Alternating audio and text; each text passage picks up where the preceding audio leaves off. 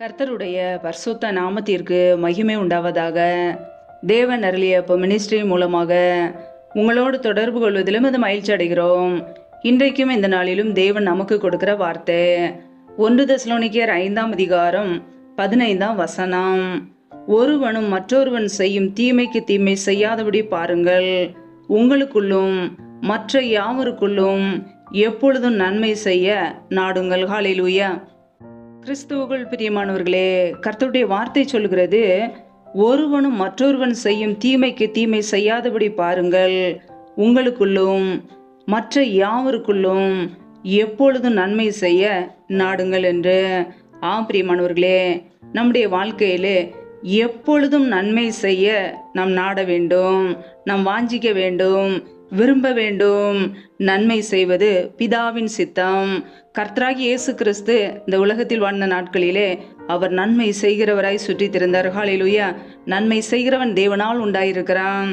நம்முடைய வாழ்க்கையிலே எப்பொழுது கர்த்தராகிய இயேசு கிறிஸ்துவை சொந்த இரட்சகராக ஏற்றுக்கொண்டோமோ, நம் இயேசு கிறிஸ்துவை போல வாழ அழைக்கப்பட்டு இருக்கிறோம். வேதம் சொல்கிறது, என்னை விசுவாசிக்கிறவன் நான் செய்கிற கிரியைகளை தானும் செய்வான் என்று.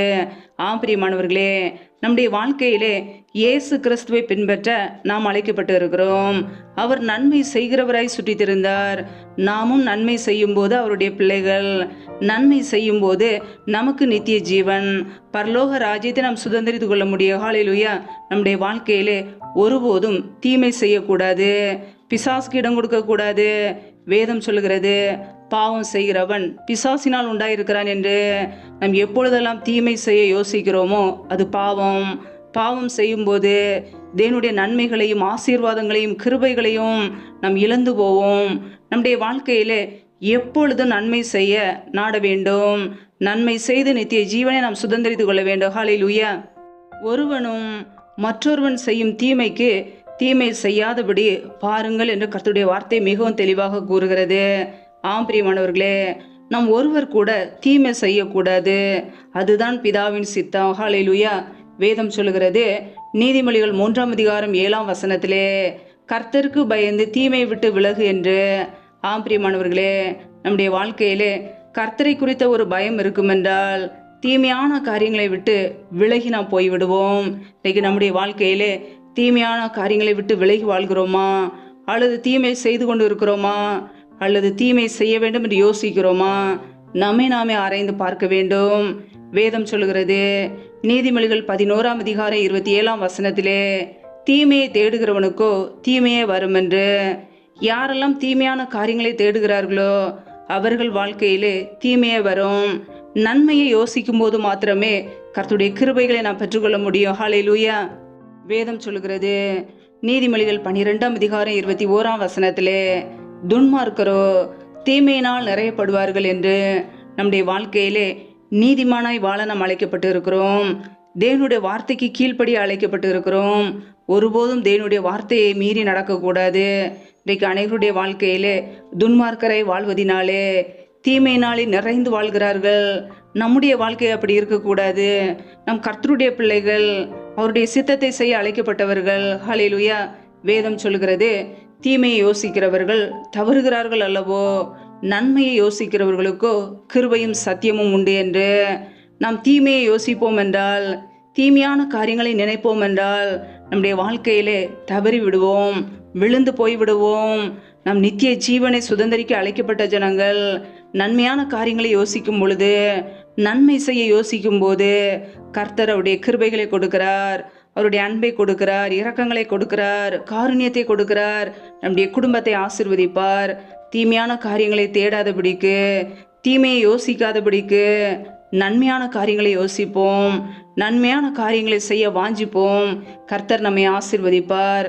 வேதம் சொல்லுகிறது, நீதிமொழிகள் 24ஆம் அதிகாரம் 9ஆம் வசனத்திலே, தீமை செய்யும் நோக்கம் பாவமாம். பிரியமானவர்களே, நாம் தீமை செய்ய வேண்டும் என்று யோசிக்கும் பொழுது, தீமை செய்ய வாஞ்சிக்கும் பொழுது அது பாவமாகிறது. நம்முடைய வாழ்க்கையில ஒருபோதும் பாவமான காரியங்களுக்கு நம் இடம் கொடுக்கக்கூடாது. ஹல்லேலூயா. வேதத்தில் நாம் வாசிக்கிறோம், 1 பேதுரு 2ஆம் அதிகாரம் 14ஆம் வசனத்திலே, தீமை செய்வோருக்கு ஆக்கினை என்று வேதம் சொல்கிறது. நம்முடைய வாழ்க்கையிலே கர்த்தருடைய தண்டனையை நாம் பெற்றுக்கொள்ளக்கூடாது. தீமையான காரியங்களை தொடர்ந்து செய்வோம் என்றால், தீமையிலே நிலைத்திருப்போம் என்றால், பாவத்திலே அடிமையாய் வாழ்ந்து கொண்டு இருப்போம் என்றால் நம்முடைய வாழ்க்கையிலே ஆசீர்வாதங்கள் வராது. பிரியமானவர்களே, கர்த்தருடைய தண்டனை வெளிப்படும். தீமை செய்வோருக்கு ஆக்கினை என்று வேதம் சொல்கிறது. நம் நன்மையான காரியங்களை செய்யும்போது மாத்திரமே நம்முடைய வாழ்க்கை உயர்த்தப்படும், மேன்மைப்படுத்தப்படும், நம்முடைய குடும்பம் ஆசீர்வதிக்கப்படும். பாவமான காரியங்களுக்கு இடம் கொடுக்கும்போது, தேவனுக்கு பிரியமில்லாத காரியங்களுக்கு இடம் கொடுக்கும்போது நம்முடைய குடும்பத்தில் உள்ள நன்மைகள், ஆசீர்வாதங்கள் எல்லாம் அழிந்து போகும். கர்த்தருடைய பிள்ளைகள் ஒவ்வொரு நாளும் வேத வசனங்களுக்கு கீழ்ப்படிய வேண்டும். கீழ்ப்படியும் போது பரிபூரண ஆசீர்வாதங்களை நாம் பெற்றுக்கொள்ள முடியும். ஹல்லேலூயா. வேதம் சொல்கிறது, தீமையோடு எதிர்த்து நிற்க வேண்டாம் என்று. தீமையான காரியங்களை வெறுத்து நம்முடைய வாழ்க்கையிலே நன்மைகளை விரும்ப வேண்டும். நன்மையான காரியங்களை யோசிக்க வேண்டும். நன்மை செய்ய வேண்டும். அப்பொழுது மாத்திரமே கர்த்தர் நம்முடைய குடும்பத்தை ஆசீர்வதிப்பார். நம்முடைய வாழ்க்கையை ஆராய்ந்து பார்ப்போம். ஒவ்வொரு நாளும் கர்த்தருக்கு பயந்து வாழ்கிறோமா? தீமையை விட்டு விலகி நன்மை செய்கிறோமா? இயேசு கிறிஸ்துவை போல பிதாவின் சித்தத்தை செய்கிறோமா என்பதை ஆராய்ந்து பார்ப்போம்.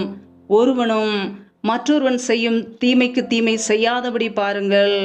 உங்களுக்குள்ளும் மற்ற யாவருக்குள்ளும் எப்பொழுதும் நன்மை செய்ய நாடுங்கள். நாம் எப்பொழுதும் நன்மை செய்வது பிதாவின் சித்தம். நன்மையான காரியங்களை செய்வோம். தேவ சித்தத்தை நிறைவேற்றுவோம். கர்த்தருடைய பரிபூரண நன்மைகளையும் ஆசீர்வாதங்களையும் பெற்றுக்கொள்வோம். ஹல்லேலூயா. கர்த்தர்தாமே உங்களை ஆசீர்வதிப்பாராக. ஆமேன்.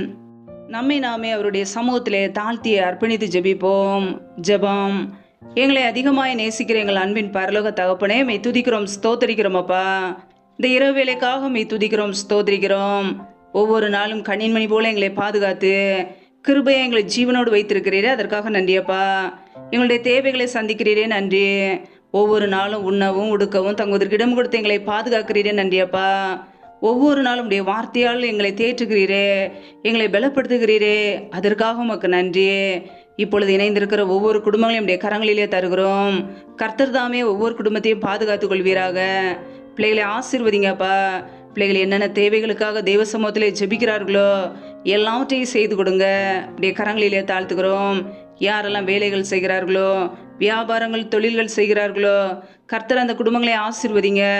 வேலை செய்வதற்கேற்ற நல்ல பலனை கொடுங்கப்பா. சோர்வுகள் எல்லாம் இயேசு கிறிஸ்துவின் நாமத்தினால நீங்கி போகட்டும். கைகளின் பிரயாசங்களை ஆசீர்வதிங்க. கைகளின் பிரயாசங்கள் தேவையில்லா செலவுக்கோ, வீண் செலவுக்கோ, மருத்துவ செலவுக்கோ, வட்டிக்குன்னு சொல்லி போகாதபடிக்கு என் தேவன் ஆசீர்வதிங்க.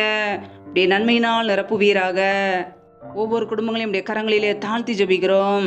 யாரெல்லாம் வேலை இல்லாமல் கஷ்டப்படுகிறார்களோ, பிள்ளைகள் படிப்புக்கேற்ற நல்ல வேலைகளை ஏற்படுத்தி கொடுங்கப்பா. வேலை காரியங்கள் உள்ள தடைகள் எல்லாம் நீக்கி போடுவீராக. இயேசு கிறிஸ்துவின் வல்லமையுள்ள நாமத்தினாலே தடைகள் எல்லாம் நீக்கப்படுவதாக. கர்த்தரே ஆசீர்வதிக்க போற கிருபைக்காக ஸ்தோத்திரம். யாரெல்லாம் கர்ப்பத்தின் கனிக்காக ஜெபிக்கிறார்களோ, என் தேவன் அந்த குடும்பங்களை ஆசீர்வதிங்கப்பா. பிள்ளைகள் கர்த்தரால் வரும் சுதந்திரம், கர்ப்பத்தின் கனி அவரால் கிடைக்கும் பலன் என்று வேதத்திலே நாங்கள் வாசிக்கிறோம். என் தேவன் ஆசீர்வதிங்க. கர்ப்பத்தின் கனி தடைகள் எல்லாம் விலகட்டும். கர்த்தர் தாமே ஆசீர்வதிக்க போற கிருபைக்காக உமக்கு ஸ்தோத்திரம், ஸ்தோத்திரம். ஒவ்வொரு குடும்பங்களுடைய கரங்களிலே தாழ்த்துகிறோம்.